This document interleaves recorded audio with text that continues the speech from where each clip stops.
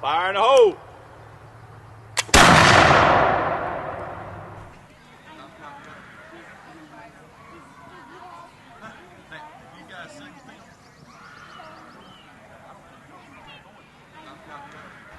What I have in my hand is a 75 caliber Brown Bess musket.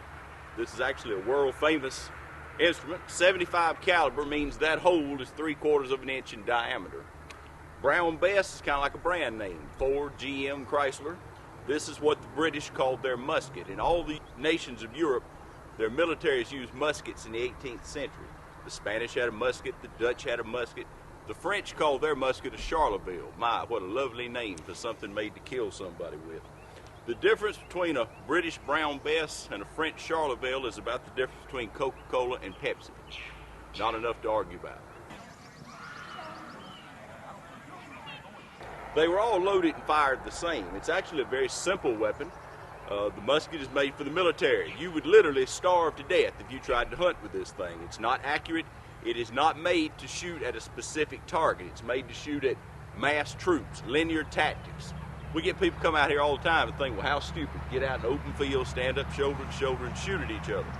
What you have to understand, this thing is made to be loaded and fired as rapidly as possible. You don't aim it, you just point it. The enemy's over there. A blind man could use this. Just point toward the noise. Trained soldiers in the British Army were expected to be able to fire this thing 4 times a minute. That's quite a lot of firepower. And the object was to continue to advance upon the enemy until it was time to attach the bayonets. In the 18th century, battles ended in hand-to-hand combat.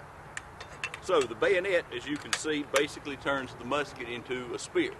If you can just imagine being stabbed with that or having your brains dashed out with the other end, it gets pretty nasty. That's about as gruesome as we get with a bunch of little kids. There were nearly 3,000 of the regulators camped on that hill behind me. Picture in your mind all the horses and tents and fires. And Governor Tryon had about 1,000 men in his militia, and he brought 8 cannons, similar to our 3-pound field piece down there. We don't think any hand-to-hand combat took place here in the Battle of Alamance. These were all amateurs. There were no professional soldiers here. But nearby at Guilford Courthouse, National Military Park, about 16 miles from here, that was said to be some of the most savage hand-to-hand combat of the entire American Revolution. So you may want to go over there someday.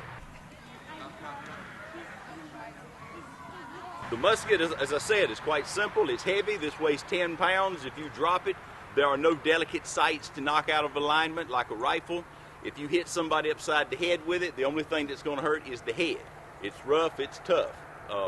They did have rifles in the 18th century, and I'm betting most of the regulators, being farmers coming from home, had rifles, because a musket's not much use on a farm. A rifle is made to hit a specific target. I'm not aiming at y'all, I'm aiming at you, okay?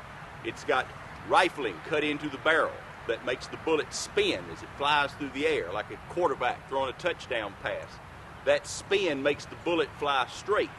A rifle also has sights, one in the front, one in the back. And the gunsmith who made it spent hours carefully lining up those sights so that you've got something to actually aim at the target. It takes skill to hit something with a rifle. You don't just point it, you've got to literally aim at the target. You've got to line up the target, the front sight, the rear sight, and your pupil. As big as that hole is, the musket actually shoots a bullet that's smaller than the barrel. I can load this thing literally this quickly. Wham, bam. There's no resistance. However, if you've got, say, a 50 caliber rifle, the bullet and the bore are exactly the same size. That's a tight fit, isn't it? Somebody say yeah. All right. You got to put grease on it, and you've got to shove it from there to there. That's a long time, a long ways. It takes 2 or 3 minutes to load a flintlock rifle, as opposed to, say, 8 seconds for a musket. If you tried to shoot a squirrel out of that tree, you got all the time in the world. If you're out here in a wild battle, 2-3 minutes is a long time. So the rifle was for hunting, the musket was for fighting. However, during this battle and during the American Revolution, as I've said earlier, a lot of these farmers were bringing their hunting rifles with them. If you can't get but one shot off in 2 minutes, you're going to make it count. You shoot at the officer, you shoot at the medic. So the British got pretty mad about this. They put out the word any man caught with a rifle would be hung. All the guns in the 18th century were flintlocks. You see that flint right there? It's basically a type of rock. That's the most important part on this gun. If the flint breaks, if it falls out, if it gets dull, the gun can't be fired until the flint is replaced. It's just a flash pan here. In the case of the musket, when you get ready to fire it, you reach into the cartridge box. Now, if you went through that many rounds, you were in one heck of a battle, okay? That's 27 of them. This paper tube was made by the soldiers as they were sitting around in camp. The bullet would be in the bottom. I don't have a bullet in here. They don't let me play with live ammunition. And then it's got 125 grains of black powder in it. What color is black powder?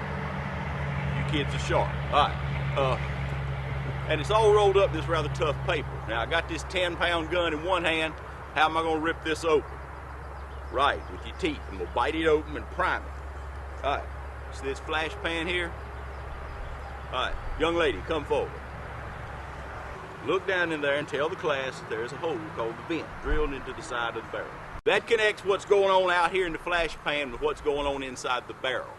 I'm going to tear this open. I'm going to pour a tiny amount of the black powder in the flash pan. Shut the pan. This is called a muzzle loader. You load it down the muzzle. The rest of the powder is poured down the barrel, followed by the bullet. And don't get that backwards. If you put the bullet in first and dump the powder on top of it, you've got a mess. And the paper acts as a type of wad. You can put it in, you pull the rammer out, and again, shove it to the bottom of the barrel. Don't forget to put your rammer back in. If you shoot your rammer out, you're out of business. Giggles. Now you think that's funny. Well, you would do the same thing if you were scared to death if this was your first battle. If you ever go to a battle reenactment, like they do at Guilford Courthouse, if you'll notice, we make them take the rammers out. They're just shooting, dumping powder. That's to keep somebody from getting carried away and killing somebody. That rammer would be a bullet flying down range. What I'm going to do now is load and fire this. As you can see, black powder is very dirty stuff. This musket's been fired several times.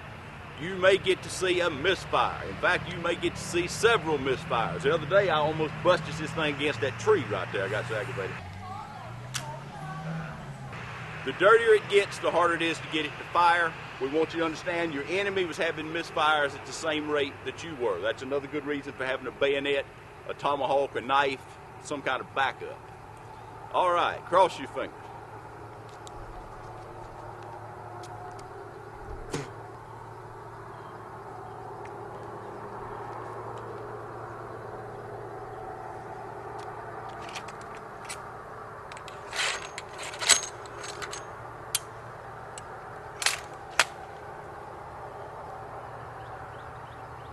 Fire in the hole.